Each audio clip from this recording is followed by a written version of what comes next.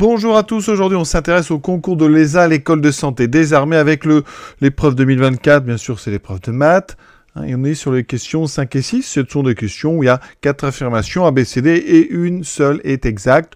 On est ici, vous voyez, sur plutôt de l'analyse avec des fonctions. Ici il va falloir dériver f et trouver son expression parmi les 4 qu'on propose, et ensuite le limite, une forme indéterminée. On part tout de suite donc sur notre calcul de dérivée. Pour dériver f, on est sur la dérivée d'un quotient. Un quotient, c'est donc cette fameuse formule u sur v prime. Il faut que v soit dérivable, que v ne s'annule pas sur l'intervalle, ce qui est le cas ici. Et ça sera u prime v moins u v prime sur v carré. Donc, votre expression u de x, c'est moins 2 exponentielle x. C'est notre numérateur. Le dénominateur, c'est donc 1 plus exponentielle x. On dérive u prime. Ça sera donc moins 2 fois exponentielle x. La dérivée d'exponentielle x, c'est exponentielle x, donc ça fait moins 2 exponentielle x. Ça, c'est tout simple. V', c'est une somme. On dérive là, ça fait 0. Je dérive e de x, ça fait e de x. Voilà. Ensuite, on va donc faire u', v, donc moins uv' sur v carré. Ça veut dire que f' de x, on a donc ici sur v carré. On a donc 1 plus exponentielle x au carré. En haut, u', moins 2 exponentielle x, fois 1 plus exponentielle x. Moins. On va doucement. Alors ici, on va mettre u en premier parce qu'il y a un moins 2, ça sera plus pratique. Et on a ceci. On ne touche pas surtout au dénominateur. Vous voyez, on est dans les affirmations B, C, D. On a bien 1 plus e de x au carré. Alors, il se pourrait que ça simplifie. Donc ça pourrait très bien donner moins 2. Donc ici, je développe moins 2 exponentielle x, moins 2 exponentielle x au carré, moins 2 fois moins, ça fait plus 2 exponentielle x au carré. Donc là, vous voyez bien que ces deux termes s'annulent. Il me reste moins de exponentielle x sur 1 plus exponentielle x au carré. On regarde parmi les 4 propositions. Ça tombe bien, on a la C qui est correcte. Donc comme il n'y en a qu'une, c'est forcément celle-ci. Donc la 6, alors c'est une limite avec un problème, parce qu'on a une forme indéterminée. Effectivement, on a une racine carrée ici quand x tend vers plus l'infini, c'est ce qu'on demande. Qu'est-ce qui se passe? Donc déjà, à l'intérieur, on a ici x carré qui tend vers plus l'infini. Vous ajoutez 4x qui va vers plus l'infini, le moins 5 étant constant. Ça tend vers plus l'infini. On met ceci sous une racine carrée. Donc, ça veut dire que eh bien, la racine carrée de x2 moins 4x plus 5, ça tend vers plus l'infini. Ensuite, on va enlever donc x. D'accord? Et x tend aussi vers plus l'infini. Donc on a, vous voyez, une différence de deux limites, de deux expressions qui vont toutes les deux vers plus l'infini. Donc c'est ce qu'on appelle une forme indéterminée. On ne peut pas répondre comme ça a priori. Donc on va devoir transformer.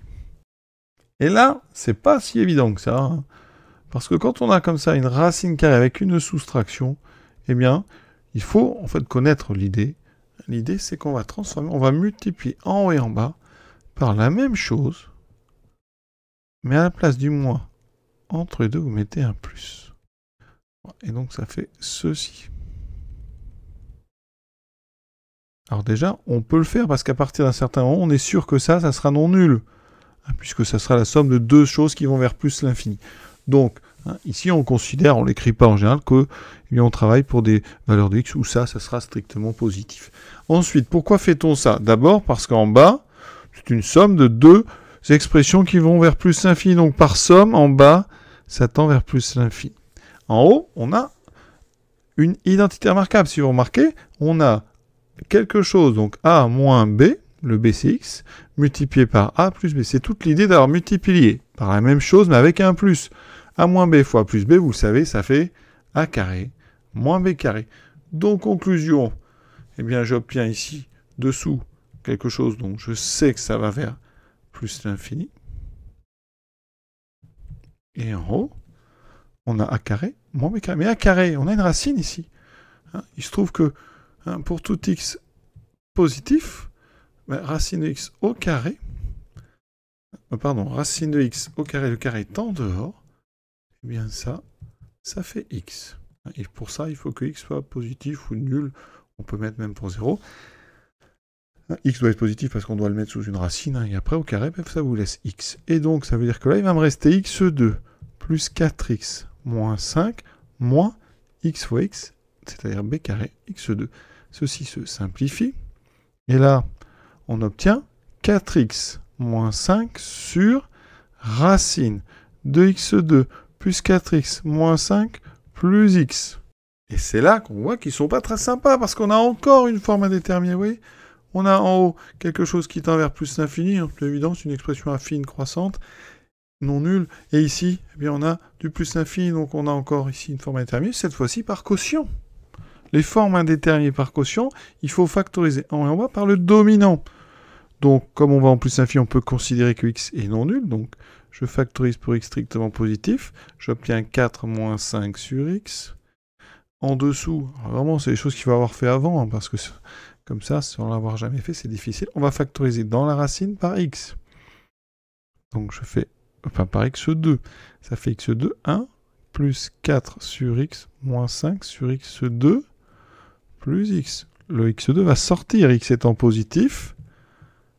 Ça veut dire que j'ai x, donc racine, alors ici, de 1 plus 4 sur x, moins 5 sur x2, plus x. Et en haut, j'ai x fois 4 moins 5 sur x. Et regardez, en bas, on peut factoriser par x. Donc j'obtiens x, toujours en haut, ça je ne touche pas pour l'instant au numérateur. En bas, je factorise par x. J'obtiens ma racine carrée. Plus 1. Je simplifie par x. Il me reste 4 moins 5 sur x divisé par la racine carrée de 1 plus 4 sur x moins 5 sur x2 plus 1. Et là, regardez, je ne vais pas rédiger, on va regarder en détail. En haut, on va vers plus infini, donc ça tend vers ici 4, ça c'est vers 0, donc ça tend vers 4. Et en bas, regardez, dans la racine carrée, ça tend vers 1. Parce que 4 sur x et 5 sur x2 tend vers 0, donc ça tend vers 1. Donc, avec la racine, ça tend vers racine de 1. Donc, le dénominateur, il tend vers racine de 1 plus 1, c'est-à-dire vers 2. Et donc, le quotient, eh bien, tend vers 4 sur 2. Donc, la limite, c'est 4 sur 2, c'est-à-dire 2. Quand x tend vers plus l'infini, c'est donc la réponse D. Alors, ça, c'est vraiment pas facile si vous ne l'avez jamais vu. Alors, je ne dis pas que c'est infaisable, mais il faut savoir donc deux choses.